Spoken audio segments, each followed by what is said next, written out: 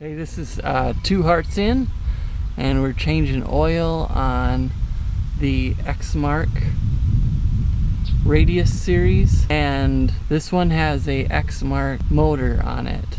So the way to change oil is different than the Kohlers, Briggs & Stratton, and other motors that are used for these eXmarks. I chose eXmark because I want to try something different. As you can see, it's the E series there. We've been mowing with it for about, I think, 14 hours, and the dealer said to change the oil at 8 in case there's metal filings or something, you know, in the oil in the break-in process, so you get it out of the engine. So I'm gonna disassemble this and see how it goes. This is my first time on this particular one, so I'm gonna do a close-up of it with a better angle so you can kind of see that hose right there that you're seeing with the blue. That is the hose to change your oil, and the black circle there is your oil filter. So I bought everything for this, and we'll get started here. So it says to take this off first, and it says to pull it off, which it came off pretty easy. So it's just a tube up there. Then I'm going to run it down into here, and this is a makeshift oil container because I could not find the right one. So we're going to let it run in there, and it's tilted. You guys can't see it, but it's tilted upward so that it drains all the oil out of it. And I did warm it up, so temperature wise it's still warm. And after I get done with this oil here, I'll put it in the old containers and dispose of it correctly. But this is a lot simpler than most of the mowers I've seen out there. Usually they get all over the plate, oil goes all over, and this was really simple. It's kind of got a thin, it's real thin oil. Doesn't look too dark. It's got kind of a tintish, I don't know, I think it's just because of the light. So I see that you guys can't see the hose very good, so there is where I'm dumping it into that. And of course, get a good container, not the one I have, which is ridiculous. Sorry about that. It's all I could find right now. But I will put all that used oil into the new bottles that I used to put in the motor. So I'll put the new oil in, and I'll put the old oil back in there and dispose of it properly. But see that hose? It's really nice because it angles downward. It's pretty nice setup there that they have. Kind of dripping here, so we gotta push it forward.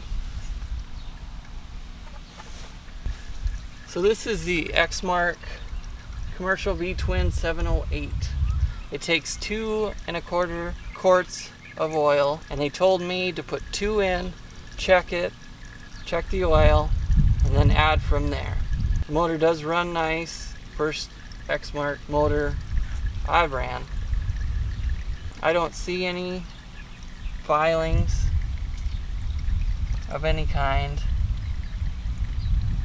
Looks pretty clean. I was debating whether to even do it because a lot of the lawnmower companies sometimes tell you 100 hours, which that might be a little excessive. Better to do it early than late and something happen to your lawnmower.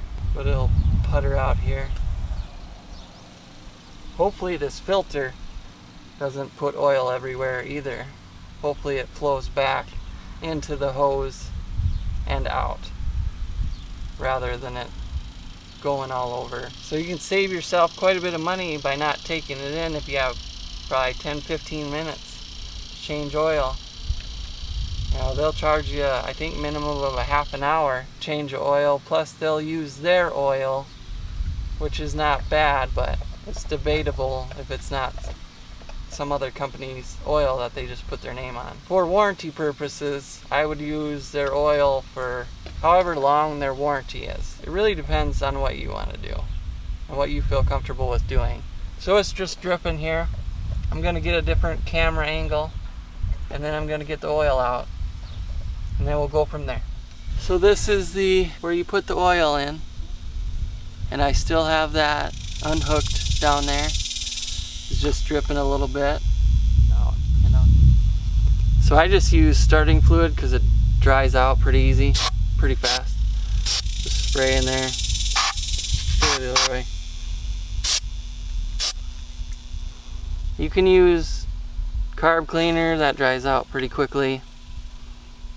Just something so you don't get dirt inside the motor. Just wipe it off.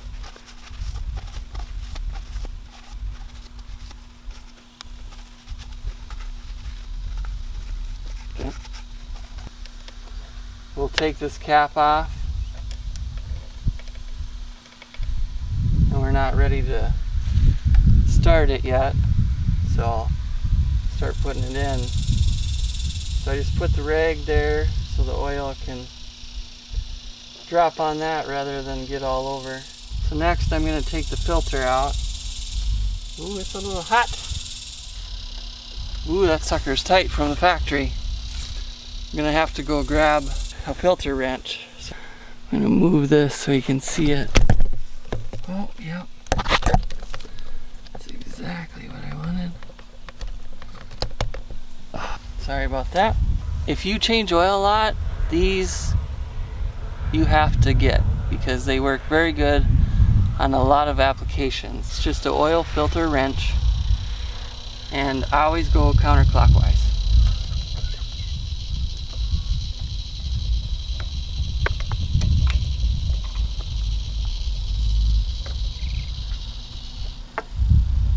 Once you get it loose, you should be able to take it off by your hand, with your hand, sorry. It is leaking a little bit. I don't like that. So I'm gonna put a rag under there. It wasn't much. I can spin it fast enough to where it doesn't come out all of it. Okay, and then tip it up quickly, and then let it dump in there. So I'm gonna tip it up, and then I'm gonna put it in a different container. That way I can pour that out easier. So I got a little bit of oil, not too bad, but if that starts burning, it smells terrible, so it's best to clean it off.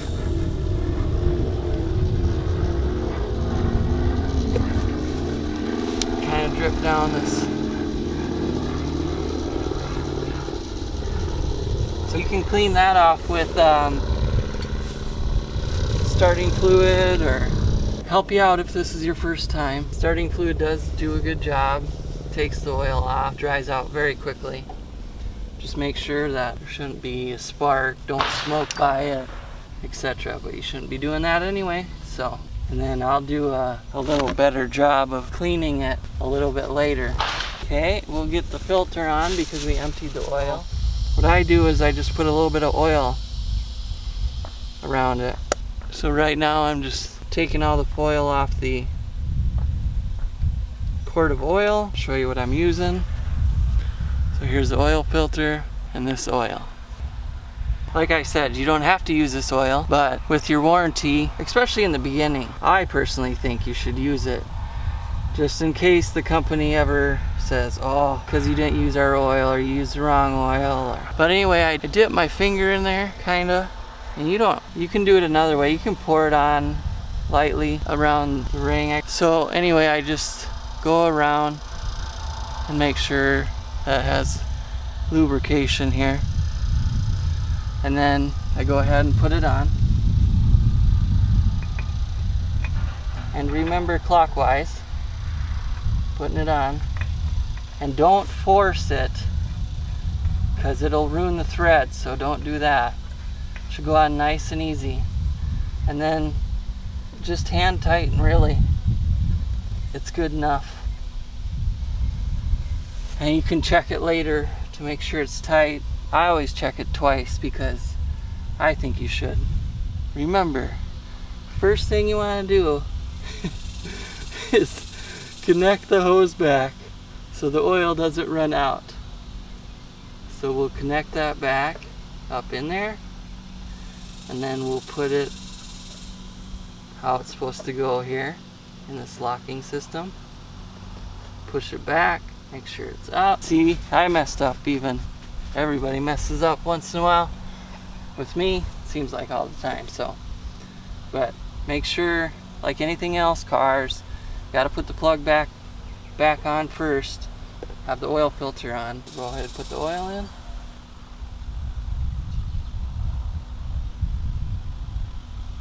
I don't know if it's because of that. I don't know, but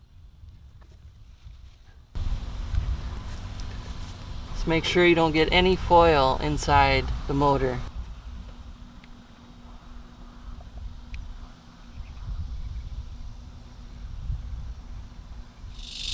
Those are cicadas that are loud, so I put 2 quarts in.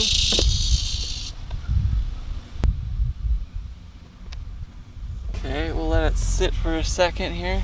I'm gonna show you guys a little better. So that right there comes off, and then it goes down to the frame into that bucket, and then there's a new filter spin on, and of course there's where I'm putting the oil in. If you have any questions, just put in the comments below if you need any help. But I did put 2 quarts in, so I'm gonna check it out here and then put the dipstick back in, see where I'm at, add a little bit, and then it'll be good to go. And then at the end I'll start it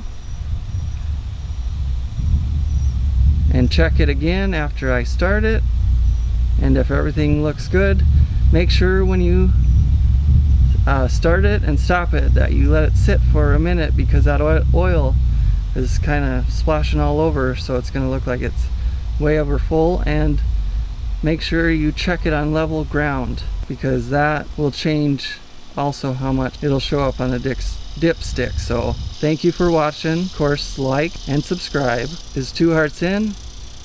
You keep living.